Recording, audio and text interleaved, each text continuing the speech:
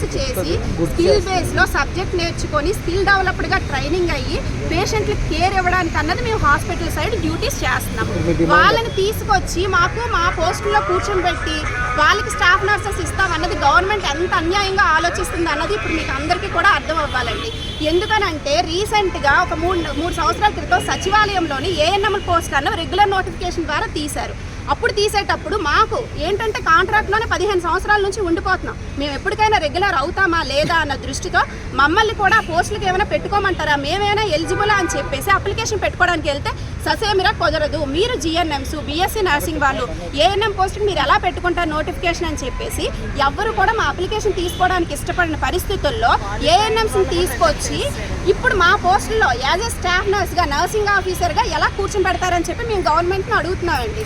మీరు అనుకుంటున్నారేమో contract staff nurses ఉన్నారు, లేకపోతే నర్సింగ్ రిలీవ్ అయిన పిల్లలు ఉన్నారు, చాలా తక్కువ మంది అని ఏమైనా ఎవరికైనా డౌట్లు ఉంటే కనుక ఒకసారి ఎంక్వైరీ చేయాలండి. అసలు కాంట్రాక్ట్లో ఎంతమంది ఉన్నారు? రేపు పొద్దున్న వేలాది మంది స్టూడెంట్స్ అన్నది నర్సింగ్ చదువుకొని బీఎస్సీ చేసుకొని రిలీవ్ అవుతున్నారు. ఈరోజు ఏఎన్ఎం పోస్టులు ఇస్తే రేపు పొద్దున వాళ్ళ భవిష్యత్తు ఏమవుతుంది?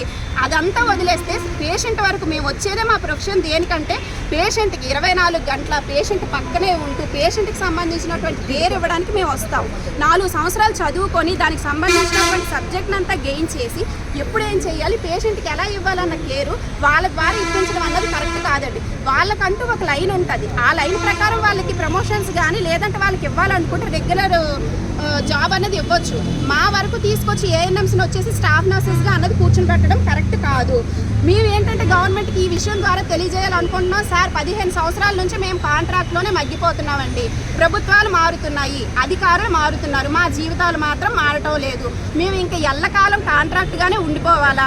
ఇదే ఏఎన్ఎంస్ని మీరు నర్సింగ్ ఆఫీసర్స్గా కనుక కూర్చుని పెడితే రేపు పొద్దున్న ఇప్పుడు చదువుతున్నటువంటి వేలాది మంది స్టూడెంట్స్ వాళ్ళ భవిష్యత్తును కోల్పోతారు. వాళ్ళు అనుకుంటారు మనం ఎందుకు కష్టపడి 3.5 సంవత్సరాలు చదవాలి, 4 సంవత్సరాలు చదవాలి, మనము కూడా 10th చదివేసి ఏఎన్ఎం చేసి వచ్చేస్తే చక్కగా కాలు మీద కాలు వేసుకొని రెగ్యులర్ పోస్ట్ తీసుకోవచ్చు కదా అన్న దీని ఉంటుంది. మా డిమాండ్ అంటే వెంటనే మాకు కాంట్రాక్ట్లో ఉన్న ప్రతి ఒక్క స్టాఫ్ నర్సెస్ని 7,000 మందికి పైగా కాంట్రాక్ట్లో ఉన్నాం, 3,000 మందికి పైగా ఎన్హెచ్ఎంలో కూడా కాంట్రాక్ట్లో పనిచేస్తున్నారు.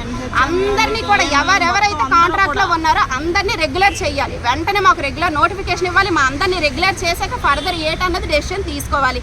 ఏఎన్ఎంస్ని మాత్రం నర్సింగ్ ఆఫీసర్స్గా కూర్చోబెడతామంటే వెంటనే జీవో నెంబర్ 115 రద్దు చేయాలి, వెనక్కి తీసుకోవాలి. ఇదే మేము ప్రభుత్వాన్ని కోరుతున్నటువంటి ముఖ్యమైనటువంటి డిమాండ్. మాకు ఈ పోరాటం అయితే మేము ఆపమండి. ఇనీషియల్ గా మేము ఒక ఇంటిమేషన్ ఇస్తాం.